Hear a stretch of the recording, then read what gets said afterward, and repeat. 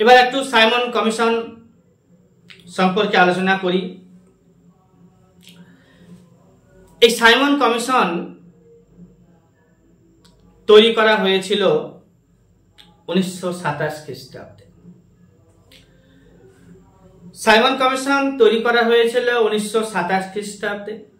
Simon commission ভারতে আসে 1928 খ্রিস্টাব্দে এবং সাইমন কমিশন তার রিপোর্ট পেশ করেছিল 1930 খ্রিস্টাব্দে।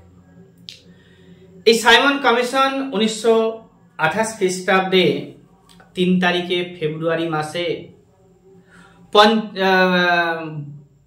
ভারতে প্রবেশ করে মুম্বাই দিয়ে। সে সময় 50,000 জনগণ হাজির হয় মুম্বাইতে সাইমন গো ব্যাক স্লোগান দিয়ে। সাইমন গো ব্যাক স্লোগান নারা ছিল বা স্লোগান ছিল সাইমন গো ব্যাক। কালো পতাকার বিক্ষোভ দেখানো হয়েছিল সারা ভারত জুড়ে। সাইমন গো ব্যাক স্লোগান মুখরিত হয়েছিল। সাইমন কমিশন একটি বিধিবদ্ধ সংস্থা বা বিধিবদ্ধ কমিশন, আর এটা তৈরি করেছিল ব্রিটিশ গভর্নমেন্ট 1927 খ্রিস্টাব্দে 8 তারিখে নভেম্বর মাসে। এই কমিশন ভারতে এসেছিল 1928 খ্রিস্টাব্দে 3 তারিখে ফেব্রুয়ারি মাসে এবং তারা রিপোর্ট বললাম 30 সালে পেশ করেছিল। সাইমন কমিশনের টোটাল মেম্বার ছিল 7 জন এবং 7 জনের মধ্যে 7 জনই ছিল ব্রিটিশ মেম্বার। তাদের মধ্যে স্যার জন সাইমন ছিলেন হেড। এই sir John Simon liberal party থেকে বিলং করেছিল আর সেখানকার বুদ্ধিজীবী এবং আইনজ্ঞ হিসেবে পরিচিত। এছাড়া ক্লিমেন্ট অ্যাটলি সহ আরো একজন ছিল লেবার পার্টি থেকে। Simon commission sir John Simon হচ্ছে liberal party, Clement Attlee Labour party থেকে, যিনি পরবর্তীতে ভারতে ইংল্যান্ডের প্রধানমন্ত্রী হয়েছিলেন যে সময় ভারত স্বাধীনতা লাভ করেছিল, অর্থাৎ 1947 খ্রিস্টাব্দে এই সময়টাতে। এছাড়া 4 জন মেম্বার ছিল কনজারভেটিভ পার্টি থেকে। এই সময় রুলিং পার্টি ছিল কনজারভেটিভ পার্টি।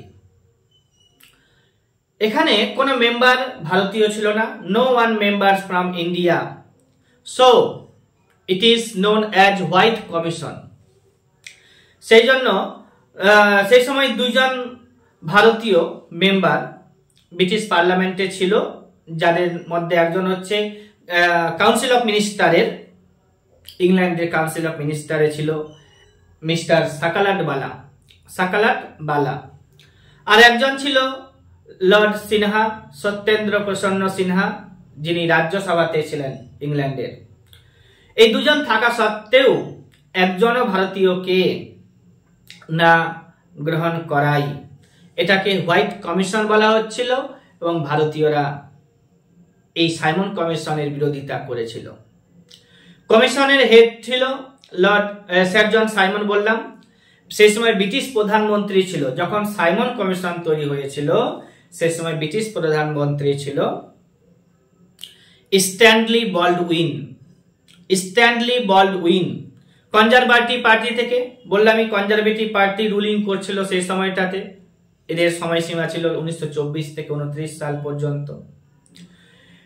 সেই সময় ভারত সচিব ছিল বার্কেন হেড, অনেকে বিরকেন হেডও বলে, কনজারভেটিভ পার্টির। এই কমিশন দাবি জানিয়েছিল, এই কমিশন অর্থাৎ সাইমন কমিশনের দাবি জানিয়েছিল লর্ড রিডিং, যে ভারতে 1921 থেকে 26 সাল পর্যন্ত ছিল। তবে সাইমন কমিশন নামকরণ করেনি, তবে একটা কমিশন দাবি করেছিল। কমিশন তৈরি হয়েছিল লর্ড আরউইনের সময়ে। লর্ড আরউইন ভারতে 1926 থেকে 1931 সাল পর্যন্ত ভারতে ছিল। এই লর্ড আরউইনের সময়ে ভারতের রাজধানী দিল্লি থেকে নয়া দিল্লি তৈরি করা হয়েছিল। আর লর্ড রিডিং হচ্ছে লিবারাল পার্টির ছিল, আরউইন কিন্তু কনজারভেটিভ পার্টির। লর্ড রিডিং হচ্ছে লিবারাল পার্টির, আরউইন হচ্ছে কিন্তু কনজারভেটিভ পার্টির।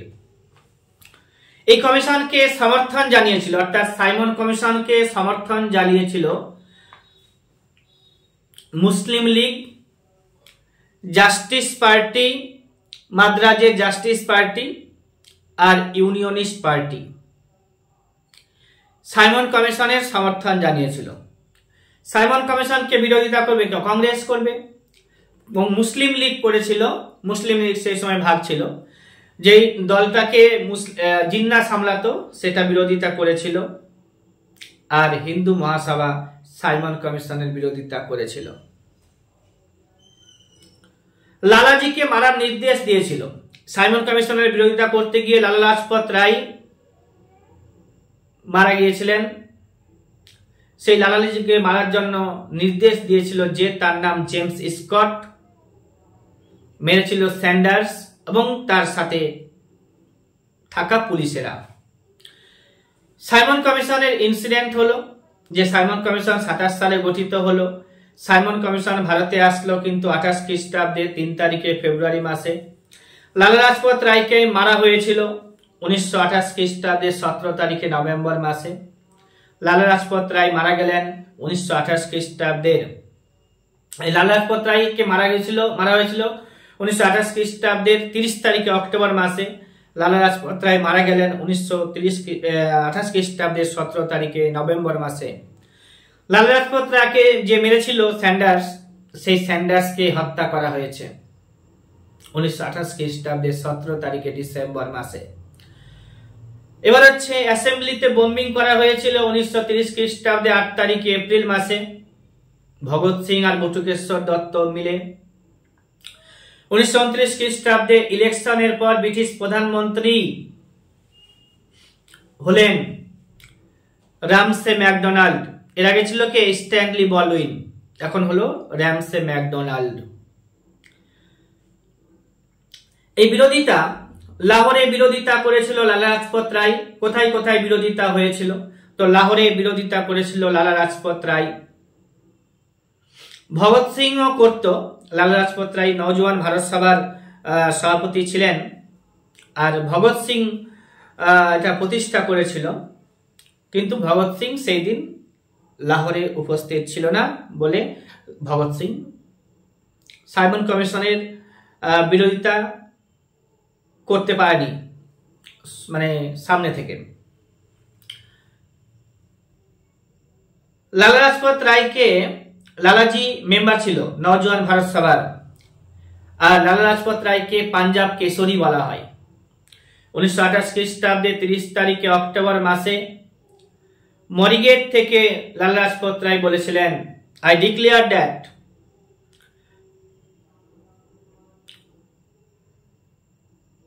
that the blow struck at me today will be the last nail in the coffin of the British rule in India. এছাড়াও দিল্লি, পাটনা, মাদ্রাজ, লখনৌ, বিজয়ওয়াড়া, পুনে ইত্যাদি জায়গা থেকে বিরোধিতা করা হয়েছিল। কিসের? তো সাইমন কমিশনের। কলকাতা থেকে বিরোধিতা করেছিলেন সুভাষচন্দ্র বসু, লখনৌ থেকে বিরোধিতা করেছিলেন জওহরলাল নেহেরু এবং গোবিন্দ বল্লভ পন্থ। এই গোবিন্দ বল্লভ পন্থ মার খেয়েছিলেন লখনৌতে বিরোধিতা করার সময়। জওহরলাল নেহেরু আর গোবিন্দ বল্লভ পন্থকে অনেক মার দিয়েছিল ইংরেজরা।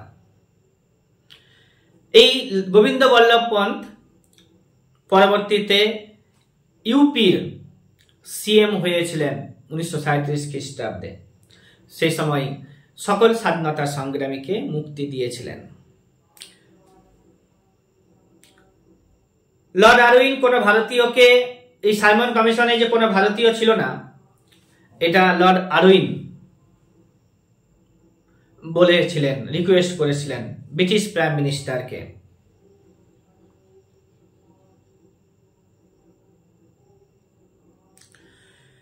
এই 1919 খ্রিস্টাব্দে যে আইন পাস হয়েছিল মন্টেগু চেমসফোর্ড শাসন সংস্কার আইন, সেটাকে পর্যবেক্ষণ করার জন্য এবং ভারতের ভবিষ্যৎ শাসনতান্ত্রিক সংস্কার সম্পর্কে প্রস্তাব দেওয়ার জন্য 10 বছর পরে একটা কমিশন গঠন করার কথা ছিল।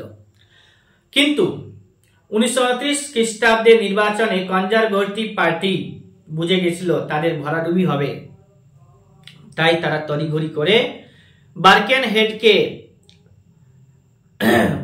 বার্কেনহেডকে ব্রিটিশ প্রধানমন্ত্রী একটা কমিশন, বার্কেনহেড ব্রিটিশ প্রধানমন্ত্রীকে একটা কমিশন গঠন করার কথা বলেছিল, যেটা হচ্ছে সাইমন কমিশন তারা করলো।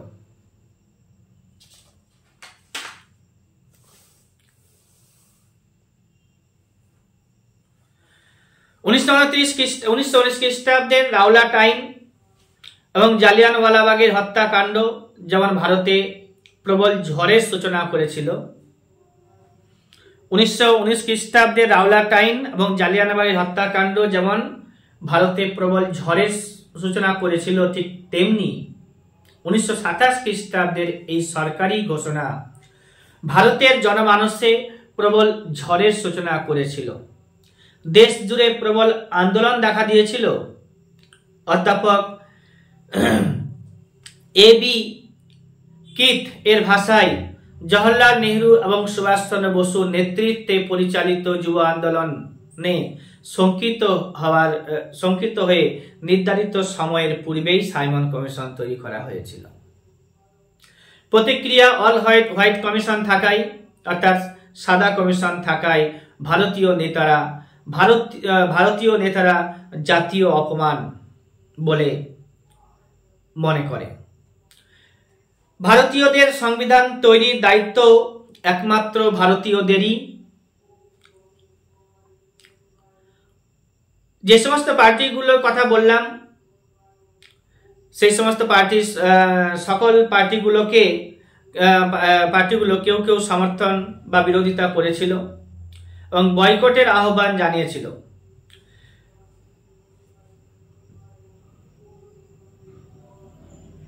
কংগ্রেস সভাপতি শ্রীনিবাস আয়েঙ্গার 14 তারিখে নভেম্বর মাসে এই কমিশন বয়কটের জন্য আহ্বান জানিয়েছিল। তিনি 3টি কারণ দেখিয়েছিলেন। ভারতের জন্য সংবিধান রচনার অধিকারী কে, তো নাম বলে দিচ্ছে একবার আরো, যে শ্রীনিবাস আয়েঙ্গার সেই সময় জাতীয় কংগ্রেসের সভাপতি ছিলেন। তিনি 14 তারিখে নভেম্বর মাসে আহ্বান করলেন বয়কটের আহ্বান। তিনি 3টি কারণ দেখালেন। ভারতীয়দের জন্য সংবিধান রচনার একমাত্র অধিকারী ভারতীয়রা। কোন ভারতবাসীকে সদস্য না রেখে সরকার ইচ্ছাকৃতভাবে ভারতবাসীর জন্য ভারতবাসীর জাতীয় মর্যাদায় আঘাত এনেছে। ভারতবাসী দায়িত্বশীল সরকার গঠনের উপযুক্ত হয়ে গেছে কিনা তা বিচারের দায়িত্ব হয়েছে কিনা তা বিচারের দায়িত্ব ভারতের শত্রু কোনো কমিশন এর সদস্য হতে পারে না। এই সাইমন কমিশনের রিপোর্ট পাবলিশড হয়েছিল 1930 খ্রিস্টাব্দে। এত কিছু ঘটনার পরে একটা রিপোর্ট তৈরি করেছিল, যেটা পাবলিশড হয়েছিল 1930 খ্রিস্টাব্দে, যার পরিপ্রেক্ষিতে 1935 খ্রিস্টাব্দের ভারত শাসন আইন রচিত হয়েছিল। এই হলো সাইমন কমিশন।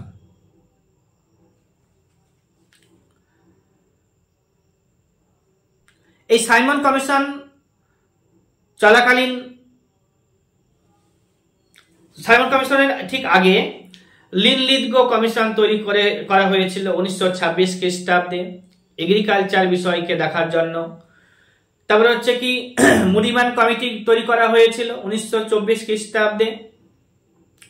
এই মুডিম্যান কমিটিটাও সাইমন কমিশনের মতো কাজ করছিল।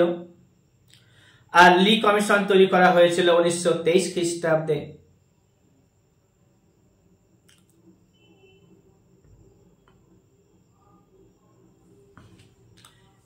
এই কমিশন তিনটা তৈরি করা হয়েছিল।